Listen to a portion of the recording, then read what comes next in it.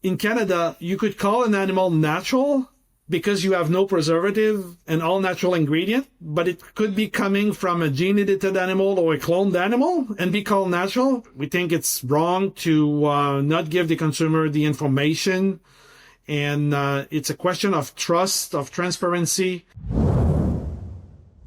Health Canada was about to let cloned and gene-edited animals and their offspring into your grocery store without a single label. There wasn't a press release, there wasn't a warning, it was just silence. And today you're going to hear straight from the one CEO in Canada who no doubt played a role in making the government temporarily pause this massive policy change, all because he had the guts to stand up and say no. His name is Vincent Breton. He's the CEO of Du Breton Organic Pork. He blew the whistle on Health Canada's attempt at quiet deregulation of cloned and gene-edited animals and their offspring. My name is Vincent. I'm the CEO of Du Breton. Du Breton is a third generation and now fourth generation employee, family business located in Quebec. We basically are employing the food chain from the farm to the table. We have a high-end customer like Whole Food Market, Chipotle Mexican Grill in the US, IKEA. So we're working to improve animal welfare, improve the general condition of the animals, the general living condition of the animals through the certification, whatever it's organic certification, it's a certified humane certification. So basically we're mission driven. We want the animal to be well raised, and we're also very responsible in the type of ingredient we use in our ham, in our finished product. We're not using any nitrates. We're not using any artificial ingredients. So we're trying to have a clean product, a well-raised pork, for the consumer. So that's basically what we do. Now, this isn't some fringe activist. This is the CEO of one of Canada's largest organic and humane certified pork producers. And last spring, Breton became aware of the Americans approving CRISPR-edited pigs.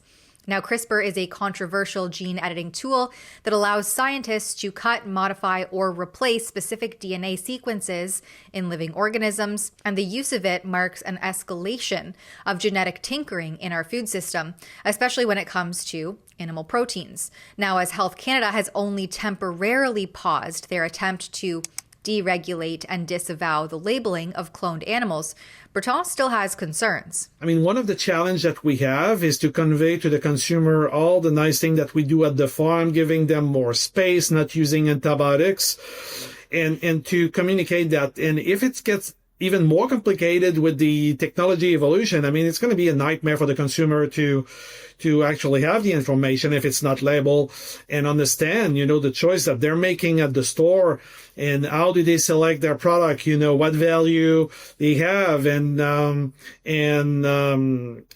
just being aware, the awareness, of that subject. So we start looking into it, and then we got contacted by Health Canada in October. We got a meeting with them, and then we found out that the same situation was applying in Canada, and it was, in my point of view, worse than bad, because what we found out is that there's a section of the novel food that was under, verification by Health Canada, and the novel food, include, yes, the gene edited, yes, some technology or the GMO, but also include cloned animal. The goal of Health Canada, they said that they had scientific review, that they had scientific opinion, that they were saying that they could not make the differentiation from a real natural animal than one that will be an offspring of a cloned animal or a gene-edited animal or whatever.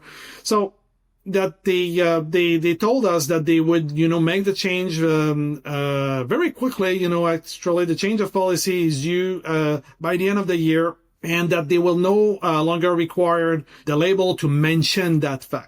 Most alarmingly, under this proposed new regime, products labeled as natural can legally come from clone or gene-edited animals. In Canada, you could call an animal natural because you have no preservative and all natural ingredient, but it could be coming from a gene-edited animal or a cloned animal and be called natural. So our consumer will make the difference between those animals and the people or the farmers that are doing the real thing, the certified organic farmers that are doing the real thing, that do not have access to those technology, that keep our food chain as traditional, as, as pure as possible. So we see that a real challenge, and the fact that, and we also asked to Health Canada if they would put press release, do some communication or whatever, and they said, no, we're not going to do that. We have consulted around 1,200 people and some, I guess, organism or lobby. And basically, we're going to move forward with the change policy. And we thought that it was bad. And to paraphrase the food professor tweet on X, saying, the problem is not science, it's silence. And this is where we are at. We think it's wrong to not give the consumer the information, and it's a question of trust, of transparency. And because for us, for Du Breton, we want our consumer to know what we're doing, what are our practices, and also what are the practices of our competitors.